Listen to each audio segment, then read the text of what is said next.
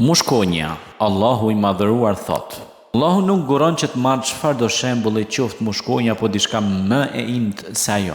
Kurani, surja 2, ajeti 26. Do më thonë që Allahu nuk përçmon dhe nuk heziton, nuk refuzon që të marrë çdo shembull qoftë, për çdo send të madh apo të vogël. Qoftë ky shembull për mushkonjen, apo ndonjë krijesë më të vogël se ajo, sikurse nuk përçmoi krijimin e saj. Për të dhënave që na servir shkenca për këtë insekt që merr si shembull Allahu janë: ajo mbart në kokë një çift sysh të përbëra, një çift antenash, tentakulash të gjata që shfaqen më shumë tek meshkujt sesa tek femrat, dhe një feçkë të gjatë të përshtatshme për shpim dhe thithje si një gjilpër. Kur mushkonja shpon lëkurën, sekreton një lëng që pengon koagulimin e gjakut dhe kështu lehtësohet thithja e këtij lëngu. Kjo është një mrekulli prej mrekullive që Allahu e ka përmend pra në Kuranin famlar. E ata që nuk besuan thonë: çka dëshiron Allahu me këtë shembull të mushkonjës?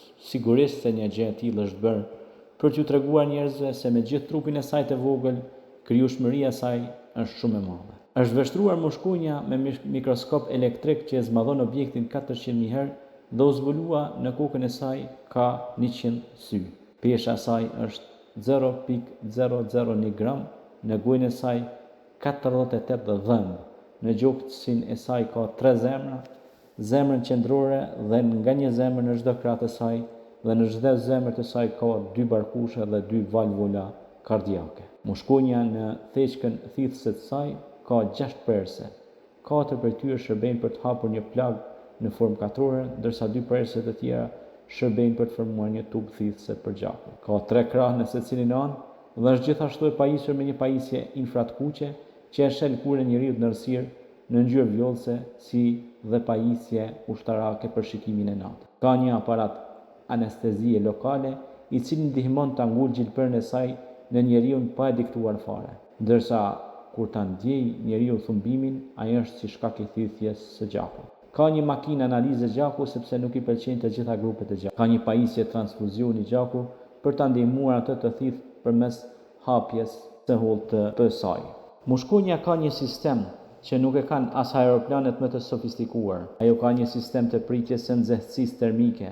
Ajo nuk i sheh objektet me ngjyra, format dhe përmasat e tyre, por vetëm duke ndjerë nxehtësinë e tyre.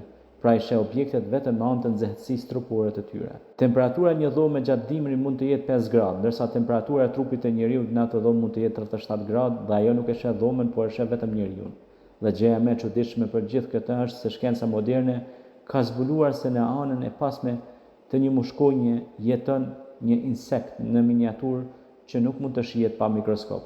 Kjo është vepër e krijimit të Allahut, e Allahu është krijuesi i madh. E më tregoni pra mua se çka kanë krijuar ata të tjerë post tij? Jo asgjë. Po keqbërësit janë vërtet në një humbje të pafund. Surja Lokman, ajeti 1.